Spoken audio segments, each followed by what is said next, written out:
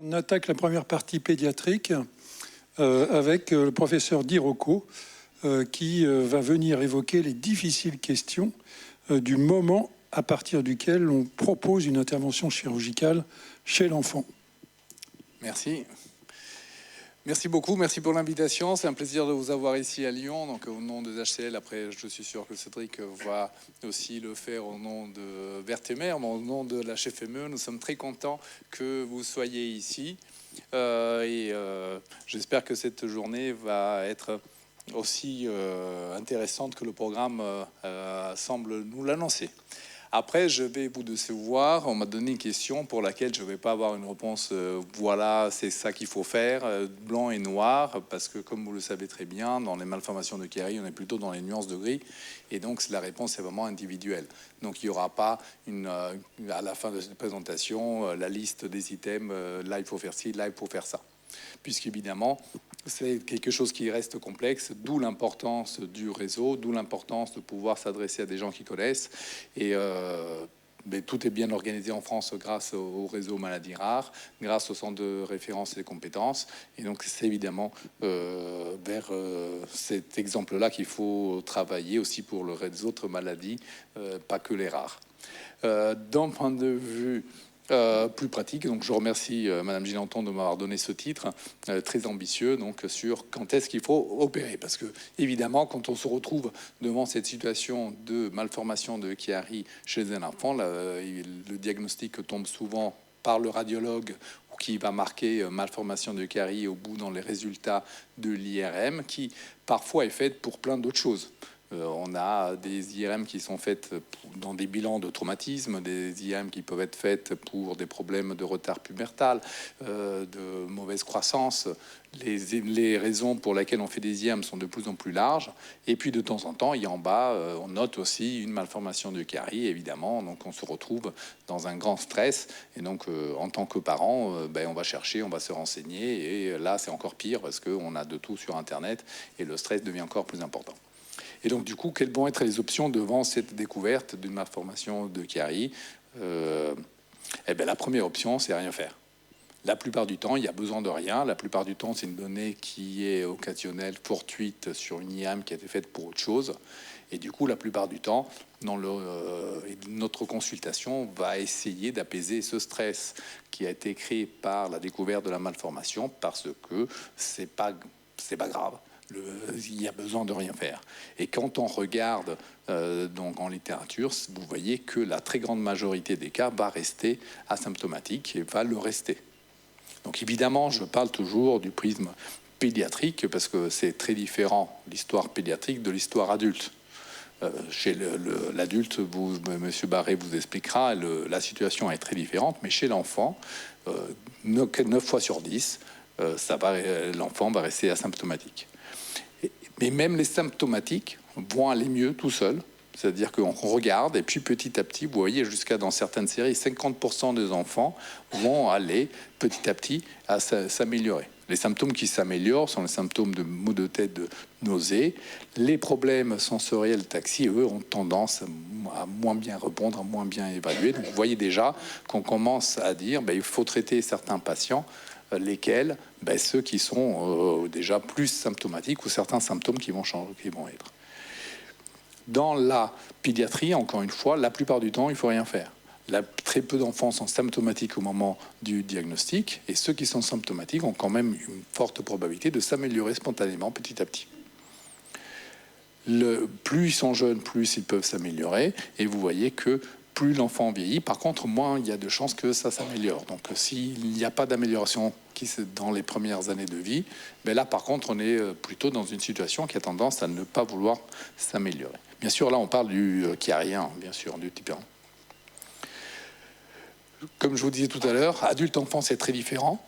Et chez les enfants, vous voyez la fameuse chiffre de 9 sur 10 qui reste stable, c'est très différent quand ils ont regardé chez les adultes où c'était déjà 6.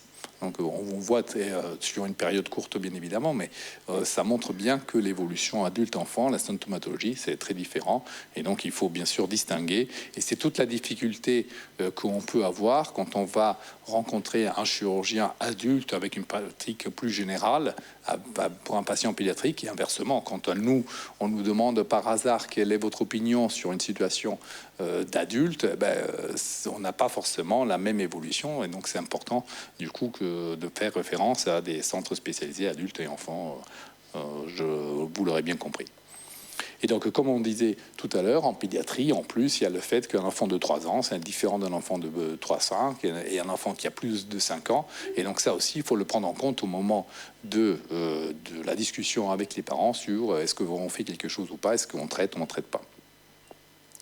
Ce qui est intéressant, c'est que on a dit 9 fois sur 10, tout reste stable. Mais quand on suit les patients, oui, 9 sur 10, ça veut dire que de temps en temps, on peut décompenser. Donc, vous retrouvez qu'ici, ils ont suivi. Et 7 ans après, il y a eu des changements. Donc, ce qui est indispensable, c'est qu'on y ait un suivi.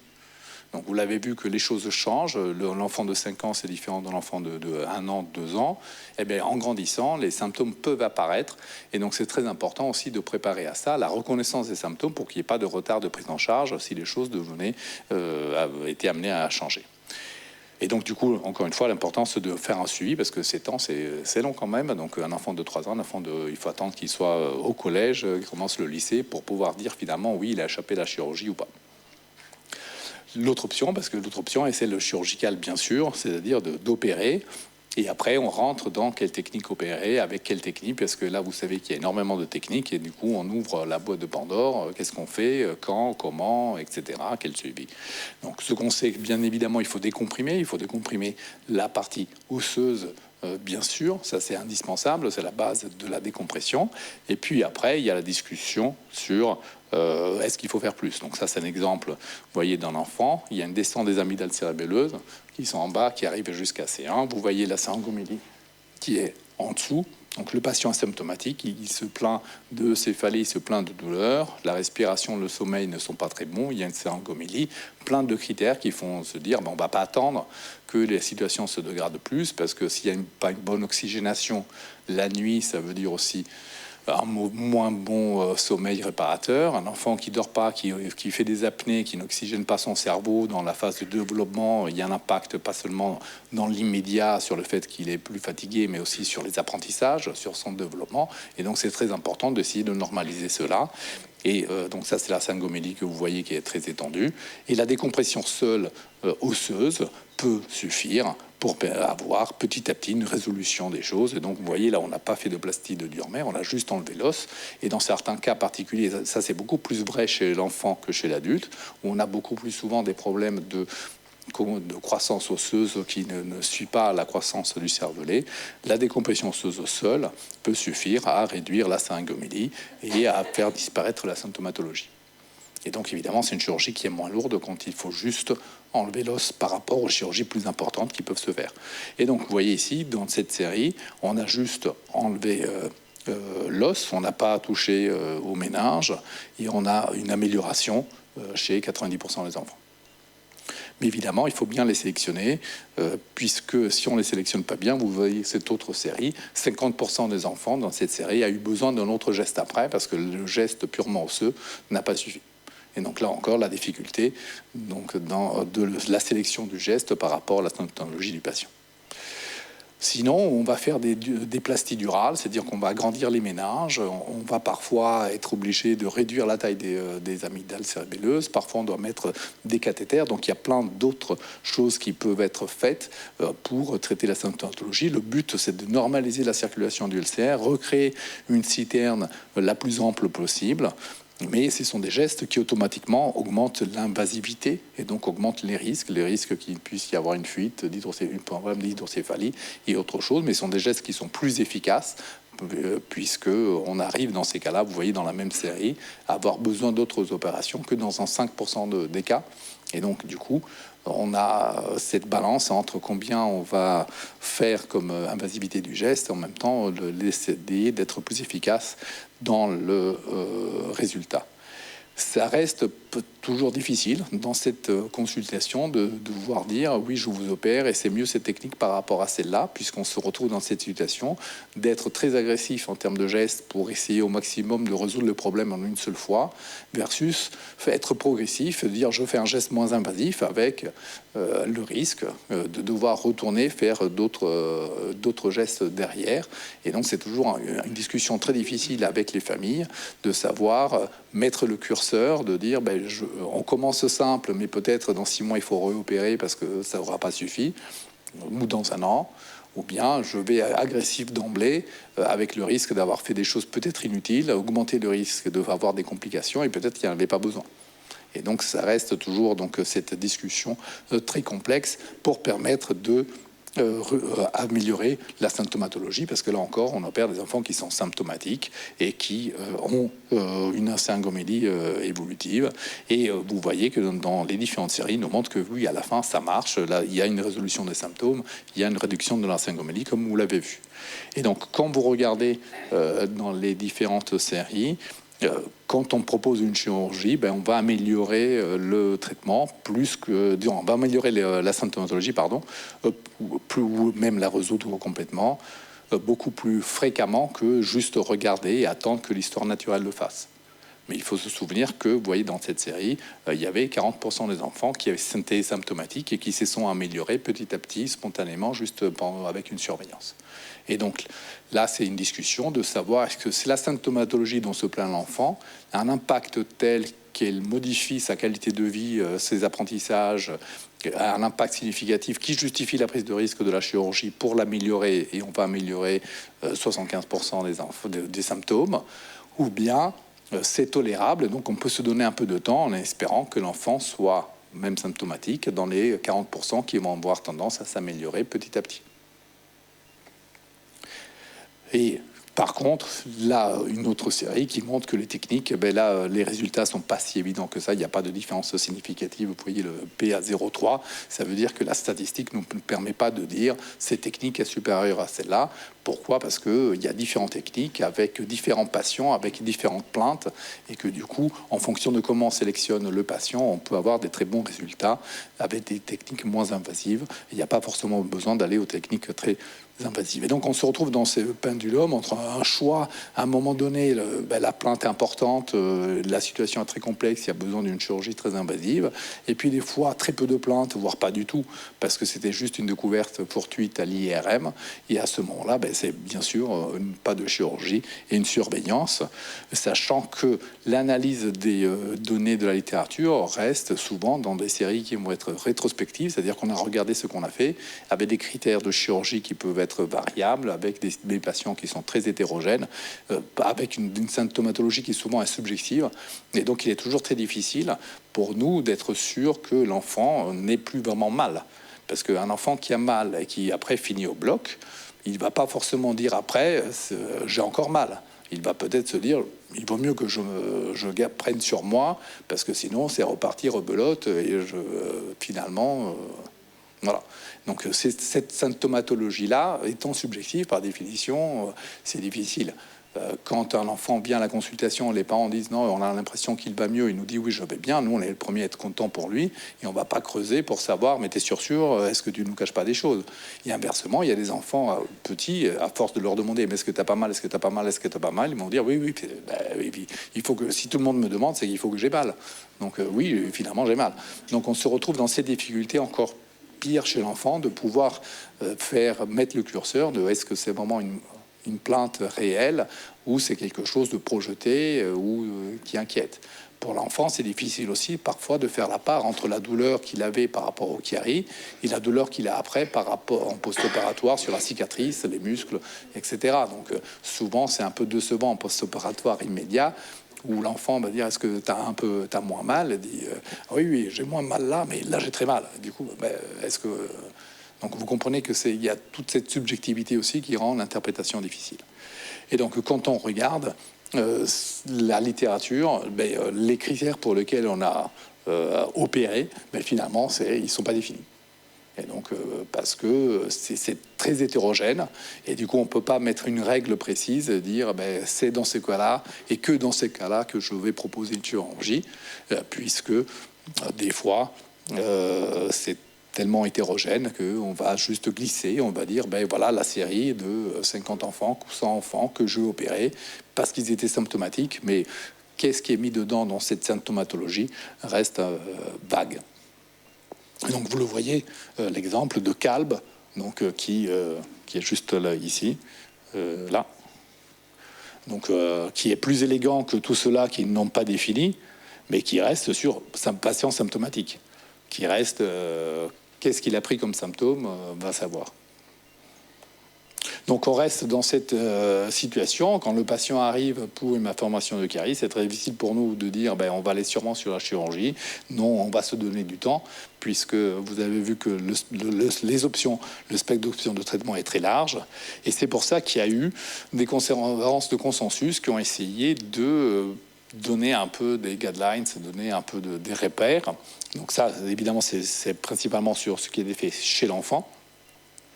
Et donc c'est une étude européenne, même en dehors de l'Europe, avec plein de représentants des différents centres de référence des différents endroits, des différents ERN. Et donc on est resté sur... Gardons la même définition, parce que c'est une définition purement radiologique pour une situation médicale. Donc, les définitions purement radiologiques, entre des fois c'est normal, des fois c'est pas normal, reste difficile, mais ça reste la moins pire des définitions, mais avec toujours le côté de dire attention, il ne faut pas juste se focaliser sur les amygdales, il faut prendre l'ensemble, il faut regarder le volume de la fosse postérieure, la morphologie, l'ensemble des structures du cervelet et de la charnière. Et ensuite, les recommandations restent celles que je viens de vous dire. Si l'enfant est asymptomatique, sans syngomélie, la balance bénéfice-risque est plutôt vers attendre, puisqu'il n'y a pas de plainte, on le laisse grandir pour ne pas prendre des risques opératoires pour quelqu'un qui va bien. Et même quand ils sont asymptomatiques et même avec une petite syngomélie, la plupart du temps, il y a un risque d'évolution qui est très faible. Et que du coup, il faut vraiment se focaliser chez les patients qui sont symptomatiques ou avec une syngomélie qui est évolutive. Et si on les suit, c'est un suivi vraiment jusqu'à la fin de la croissance. Vous l'avez vu, il peut y avoir des décompensations même à 7 à 8 ans après. Et donc, c'est indispensable de maintenir ce suivi. Et donc, c'est l'importance de comprendre. Oui, on ne fait rien maintenant, mais c'est important parce que globalement, il y a 10% d'enfants qui risquent de compenser. Et donc, du coup, c'est très important qu'il y ait un suivi régulier, clinique et radiologique. Dans le cas d'un enfant symptomatique, là, il faut absolument une prise en charge multidisciplinaire. On revient sur l'importance du bilan qui ne va pas être que neurochirurgical. Il peut y avoir un bilan neurologique, électrophysiologique, une étude du sommeil. Donc, il faut vraiment une étude très approfondie pour bien comprendre et avoir idéalement des données objectives de suivi du patient. C'est pas parce qu'on met en doute qu'il est mal, c'est parce que le fait d'avoir des données objectives nous permet de suivre, de comprendre comment ça évolue. Parce que c'est difficile pour un enfant de chiffrer et de dire oui, il y a 3 ans j'avais plus mal, j'avais moins mal, etc. Alors que une donnée de chiffrée de altération du sommeil ou électrophysiologique nous permettra de dire 3 ans après ça va mieux, ça va moins bien, etc. Et donc, dans les cas sélectionnés, la polysomnographie, les potentiels évoqués, moteurs ou sensitifs. Et puis, il y a les cas, notamment chez l'enfant, où il y a un carie secondaire à notre problème. Et c'est indispensable que ce soit reconnu. Là encore, grosse différence avec les adultes.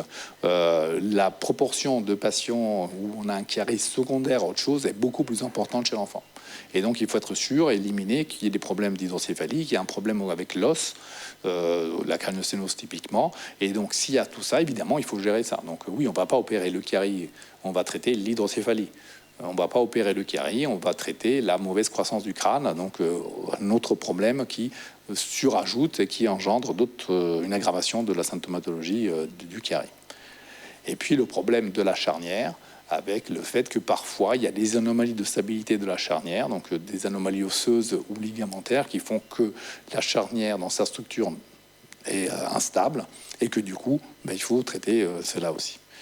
Et finalement, on revient on traite les symptomatiques, on traite les secondaires, on traite les symptomatiques comment? Ça reste en fonction du patient. Et donc, on n'a pas réussi, malheureusement, même s'il y avait 25 experts dans la salle, à trouver la solution à une technique qui marche toujours pour tout le monde. Et donc, ça va être au cas par cas. Le problème de la moelle attachée. Donc, vous savez qu'il y a la fameuse théorie qu'en détachant la moelle, ça va régler tous les problèmes du chiarien.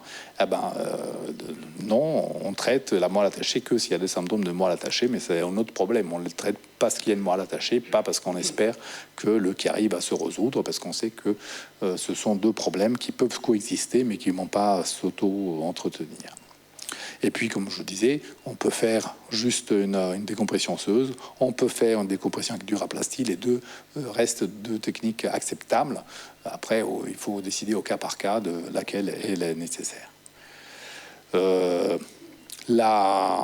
Le problème, après, il y a le problème de la récidive. Vous l'avez vu, même quand on fait des duroplasties, même quand on fait des ouvertures larges, il y a toujours le risque qu'il puisse y avoir des problèmes, une persistance de la syngomélie, une récidive de symptômes. Donc, il faut se donner du temps avant de dire que la chirurgie n'a pas fonctionné. C'est au moins 1 an chez l'enfant, puisque ça peut être le temps qu'il faut pour que la symptomatologie puisse régresser. Et puis, l'autre problème, ça c'est une autre conférence de consensus faite avec le groupe de la Fédération mondiale sur le problème de la scoliose, qui est aussi une grosse discussion, notamment chez l'enfant, parce qu'on a le droit d'avoir les deux. Et du coup, l'importance de chercher d'autres étiologies de scoliose, bien sûr, à traiter avant de dire c'est le chiari forcément qui fait la scoliose. Et après, s'il y a scoliose, s'il y a d'autres signes, c'est un élément pour dire peut-être il faut faire la décompression. Mais ça reste encore quelque chose de très discuté. Et donc, vous voyez que cette autre conférence de consensus a confirmé aussi s'il y a une crânosténose, c'est d'abord l'expansion du crâne et surtout ce qu'on dit toujours, que l'enfant peut avoir une vie normale même avec un chiari. Il peut faire du sport s'il le souhaite. Et le fait d'avoir donc une malformation de chiari n'est pas en soi une contre-indication, sachant qu'il y a quand même un petit risque que les choses puissent décompenser. Donc, c'est pas non plus sans risque, mais la balance entre vie normale et la prise de risque, après, c'est un curseur que là aussi est très variable à discuter en fonction aussi de chaque famille et de chaque enfant et en fonction des sports que l'enfant souhaite faire.